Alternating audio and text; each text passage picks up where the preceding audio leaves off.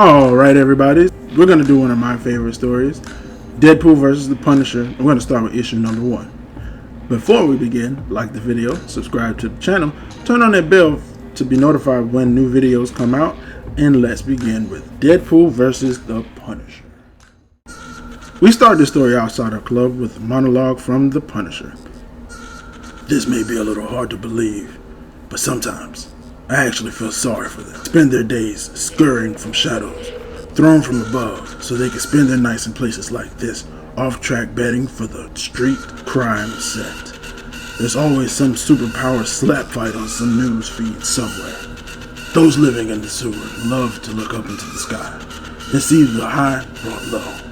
They come here to watch those who call them evil, who call them thugs, who treat them like dirt, struggle, fail, I assume. Like I said, sometimes I actually feel sorry for them. Then I shoot the feelings until it goes away. After a massive shooting, Punisher politely thanks each security guard for their guns right before he puts a bullet in them. Wounded and scared shitless, DJ Rod James starts speaking in his native language until he looks around his desk and sees Punisher has disappeared, only to reappear on the other side of him. Before DJ Rod James can finish his plea, "No, wait, Mr. Punisher, I can." Punisher shoves a pistol in his mouth. "What's that, DJ Rod James?" Punisher asks. "I don't understand you." He says, "Still not getting it." Frank instructs him to try writing it down. The letter says, "I can give you bank." On the other side of things, we run into Deadpool, who's showing the bank a slideshow of his work. When we also get a bit of monologue from him too. Sometimes I feel sorry for other people. No healing factor, no mad skills. They don't get to see the world.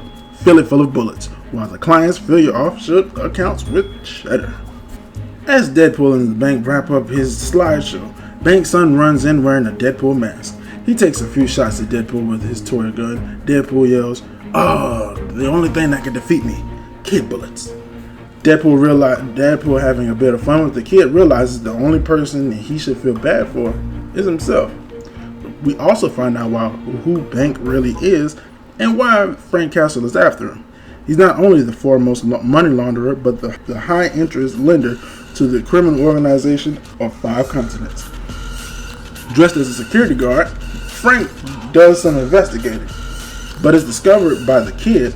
Right before anything can happen, the nanny steps in, and we find out the nanny is no joke. After having a bit of trouble and finally putting the nanny down, the Punisher comes into the room. Deadpool, enjoying chips, says, "Hey, it's Frank. I wonder if he wants dip." Terrified, the bank asks, "You know this psycho?" Deadpool states, "I mean, I'd be hard pressed to say anyone in the iconically dressed community really knows anyone else. These masks, they hide more than just faces, Bank. They hide feelings." After realizing why he was really there, Deadpool helps anyway. Attempting to save Bank's son's life, Mariana takes him and runs. After Punisher knocks off the rest of the guards, in comes Deadpool, guns blazing, yelling, "Are you there, Punisher? It's me, Margaret!" Exchanging not only gunfire, but insults as well. The Punisher says, "Wilson, motor-mouthed, muddle-headed, arrested, absolute with delusions of competence." Deadpool, "Castle, self-righteous, sociopath, shoot first, ask questions never, humorless, fascist, hard-ass." Mariana, Banks' wife, continues to run in an attempt to save her son's life while bullets and words are being exchanged. Deadpool tells Frank he is making a big mistake. He trusts the bank. He even does his taxes. And it's hard to find a guy that does your taxes and trust him. Then he asks the Punisher, "Shouldn't you punish yourself for not doing your taxes? Or are you in that special bracket for being an ex-Frankenstein?" Weird how nobody talks about that.